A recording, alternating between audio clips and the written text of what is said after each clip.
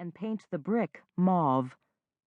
I'm upset about the changes, but Hazel doesn't seem to mind that the house will lose its historic character. She never was crazy about the place, but by the time her mother died, she'd lived there too long to be comfortable anywhere else. Besides, as Walter put it, Bess Truman didn't sell her mother's house. Of course, we're all worried that before she can move into the retirement home, Hazel will hurt herself lifting boxes and hauling junk from the attic to the alley, but she won't let anybody help her. Shoos us away, in fact, when we go over on some transparent errand. Hazel's not just being stubborn. Sorting through 100 years of family accumulations is traumatic, and she's got her pride. Hazel's never been one to show emotion, and she doesn't intend to start now. She didn't shed a tear at Walter's funeral. The only time I ever saw Hazel cry, in fact, was when I rushed over to tell her that John F. Kennedy had just been shot. She'd already heard the news on the radio, and she was sitting in the kitchen, sobbing. Sharing our grief that day became one of the many bonds between us. Although Hazel won't let me help with the heavy lifting, I've been keeping an eye on her as she makes trips back and forth from the house to the dumpster, or runs up and down the stairs of the carriage house, which never once housed a carriage. Hazel's conservative father owned a car when he built the place, but he wasn't convinced that automobiles were here to stay, so he erected a carriage house instead of a garage, in case horses made a comeback.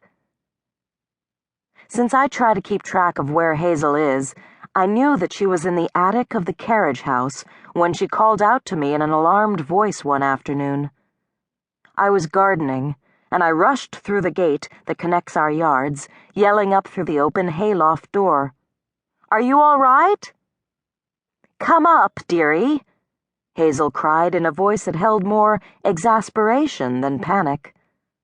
Nonetheless, I took the narrow stairs 2 at a time, and I found Hazel bent over in the center of the room, at about the spot where the new people intend to put in a hot tub. "I've gotten so clumsy lately. I let the trunk lid slam shut on my dress, and now I'm caught. I can't reach over there to lift the lid, and if I try to pull out my dress, I'll rip it. Can you believe it? Pinned to a trunk by my skirt." I carefully lifted the lid, and Hazel straightened up, examining her skirt for tears. I ran my hand over the soft black leather of the old trunk. It was handmade, put together with brass nails that had turned black with tarnish. The inside was lined with mattress ticking, now soiled and torn. An oval brass plate on the front of the trunk was engraved MFMS, Mingo, CT.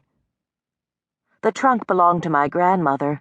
"Those are her initials," Hazel explained when she saw me rubbing my hand over the ornate lettering. "Mingo is in the eastern part of the state.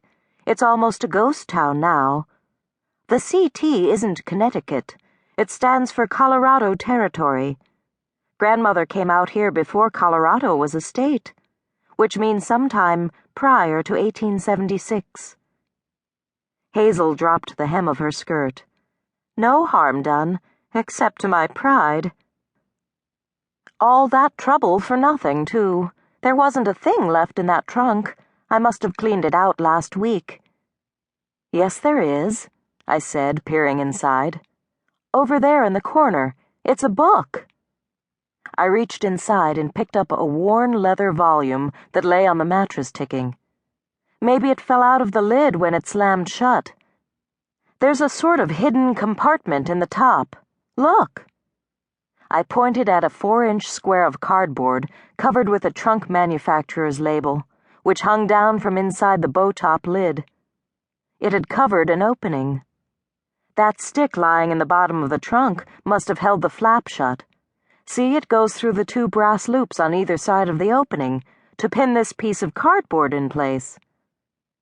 I held the label flat against the lid and pushed the stick through the 2 loops. It's pretty obvious, so it's not really much of a hiding place. Hazel removed the stick.